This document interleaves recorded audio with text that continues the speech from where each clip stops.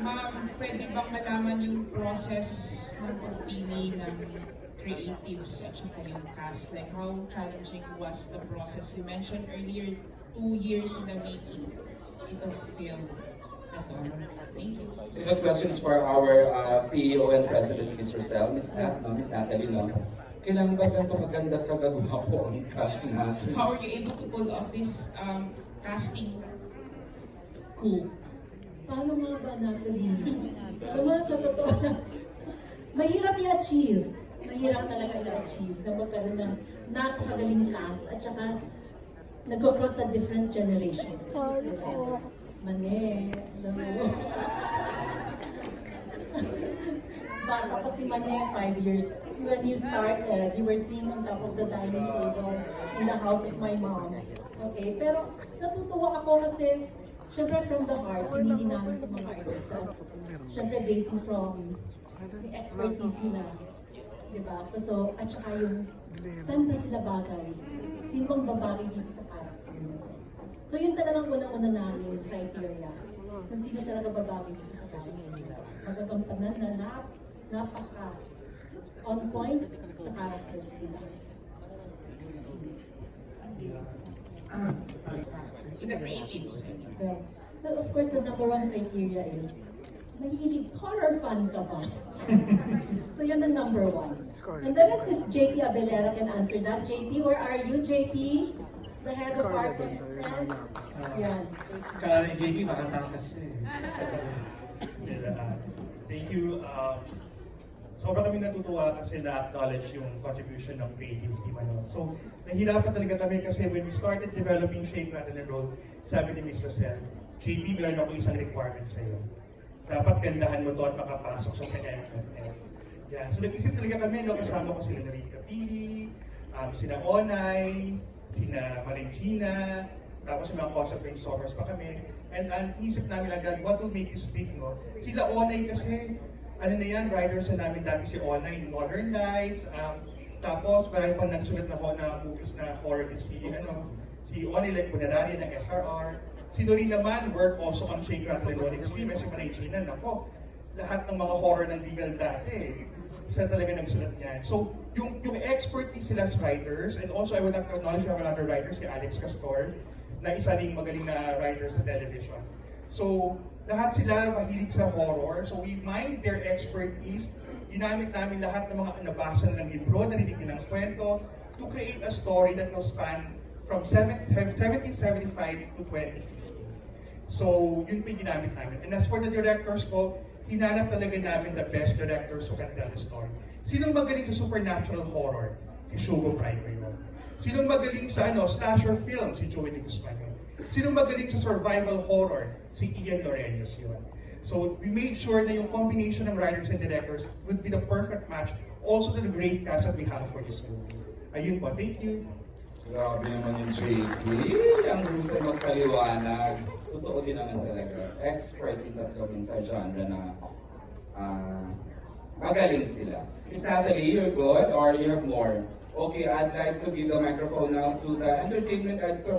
Gusto ko nang marinig ang cast. Kaya mabilis ang bati nila kasi it's almost Christmas Day na malapit na ipalabas. Start lang kami. Siyempre, pwede bang at least dito sa part na they get to hold the mic and makabati sa lahat.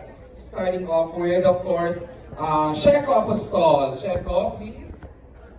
Oo, bati ka pa, salamat. Bilisan lang. I wanna hear, gusto namin marinig yung boses just live eh. Good afternoon po, my name is Sheko Apostol. Tay, upo ka na. Sige, go. Good afternoon po, ako po si Sheko Apostol. Kumusta po kayo? Malapit na. Episode kaya nyo lang sabihin mo, 8 and then the episode 3 po. Episode 3 si Sheko. Oh my God, the gorgeous Sasa girl. Hello! Oh. Tama. Yes. Wala akong sasabihin controversial yan. Sorry. Thank you, Sasa. Anong episode ka sa? Episode 2 po. Episode Yes. 2. And of course, Dylan Iturralde. Hello po, maraming salamat po sa pagpunta dito. And excited na po ako. Kasama po ako sa episode 2 na Shake, Rattle, and Roll, Evil Origins. Thank you. And of course, the beautiful lady beside, please. Thank you. you. Ayan, good afternoon everyone. I'm Karina Bautista. Thank you for being here. I will be playing Kali sa ating episode 2. And congratulations sa buong cast and team ng Shake, Rattle, and Roll. Thank you for having me. Karina, pasabog daw yung role mo rito. Oh, salamat. Abangan. I know. I don't have to tell them exactly. And of course, another beautiful Althea Blan. Hello everyone, I'm Althea Blan. Thank you po sa pagbibigay ng time na pumunta po kayo dito. At abangan po natin ang Shake, Rattle, and Roll! Let's rock and roll! Sa episode 2 po, my character name is Pia. Thank you. At ang pinakabata sa bunch, May Eileen Nulak. Arlene Mulak po, thank you for having me. Episode 1 po ako. Okay, and beside Miss Eileen is... Ang hindi naman natin sa inyo lahat, ako po si Raven Go, and I play the role of Domin, episode 3. Si Raven ba to? Oh, you look good today, Raven na. And the pretty girl beside you, please, is... Hello, I'm Sarah Edwards. I play the role Sarah. of Mia and episode 3, 2050. Maraming salamat sa paglaan nyo ng oras. Sabay-sabay po natin panoorin ang MMFF Shake, Rattle, and Roll Evil Origins. Thank you, Sarah. And of course, Arcane Lagman. Yes, hello po everyone. So I'm Martin. Thank you so much for being here, supporting the entirety of the Shake, Rattle, and Roll cast. And before anything else, abangan po natin ang Shake, Rattle, and Roll on December 25. Advance Merry Christmas po sa ating lahat! Yeah, thank you. And of course, next stand-up, Celine David. Hi, my name is Celine David po, and thank you all for coming, and I'll be playing Dren, episode 3.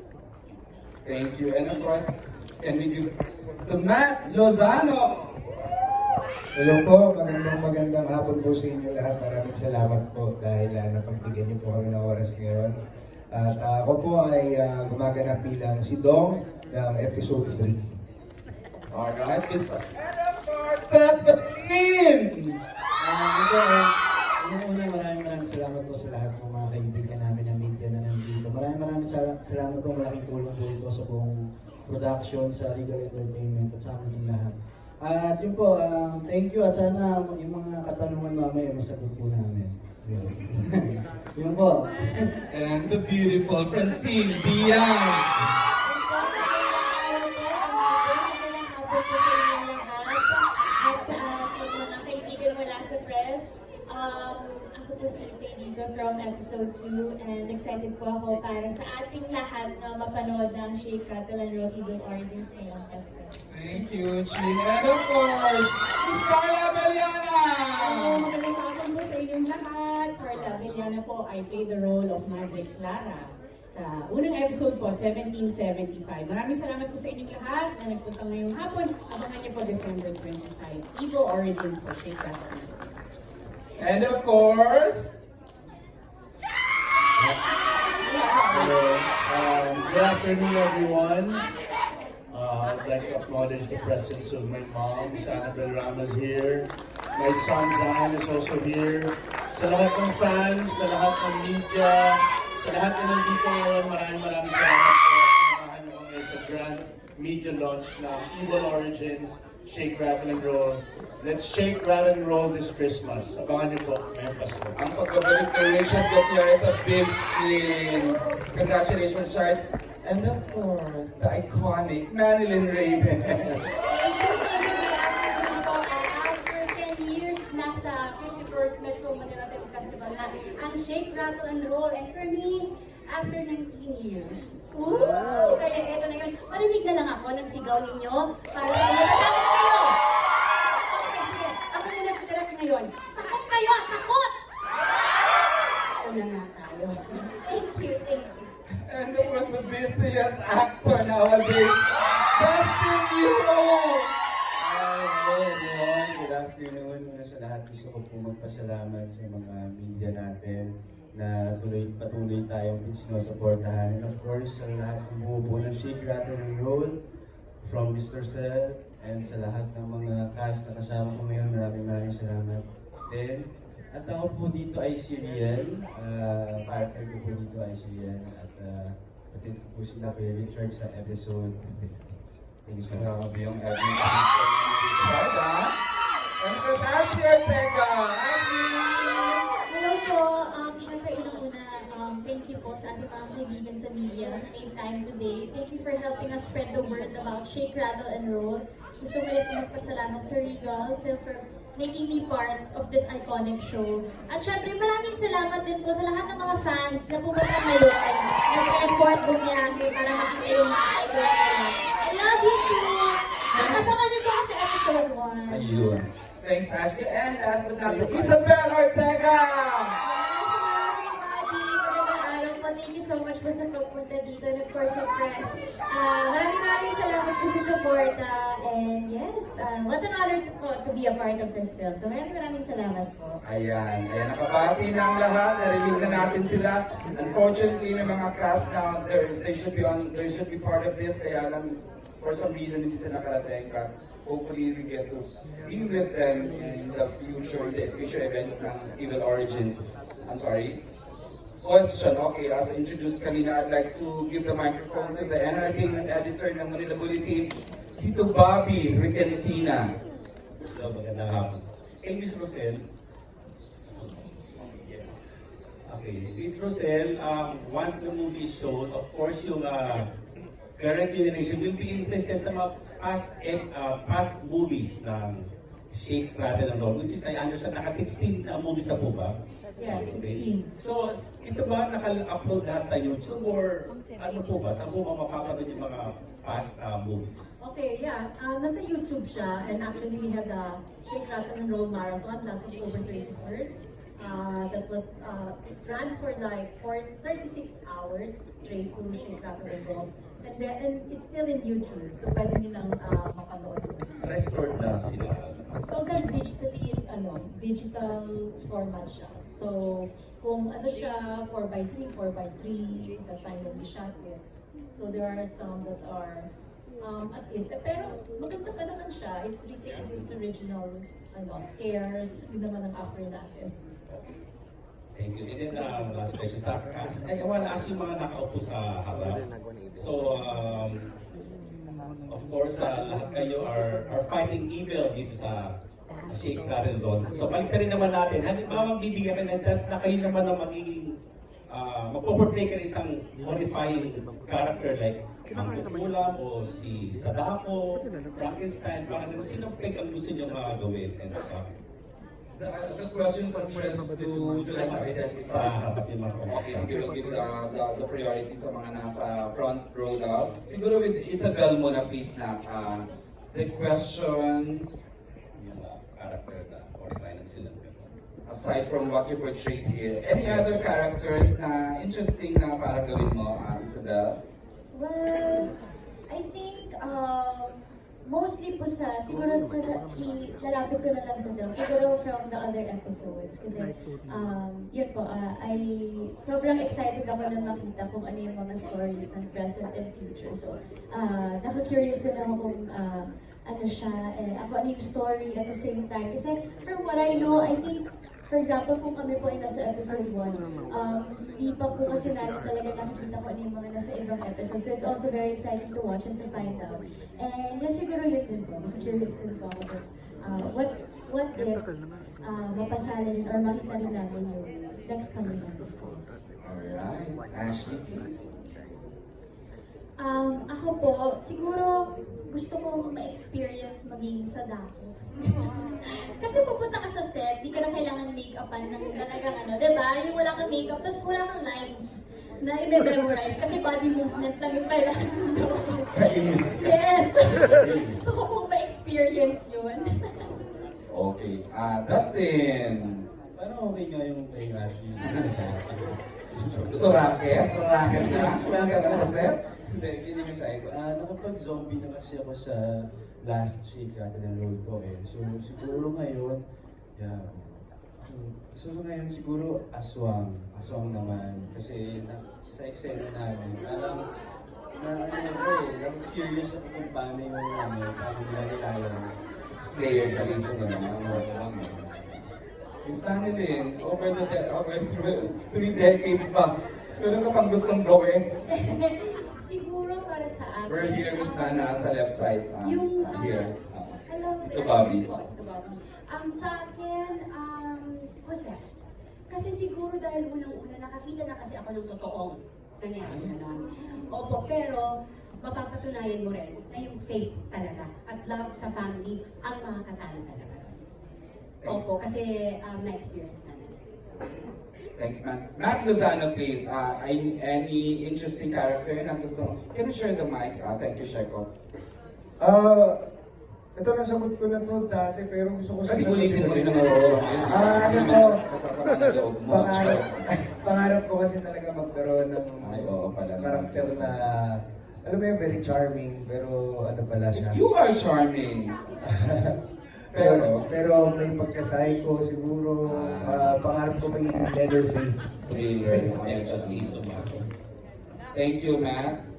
Seth, meron ba? Nasagot mo last time pero sige, ulitin natin. Ano, kung pwede pa tiyanak. Kainis yung pagkakasabi. Tiyanak ka rin.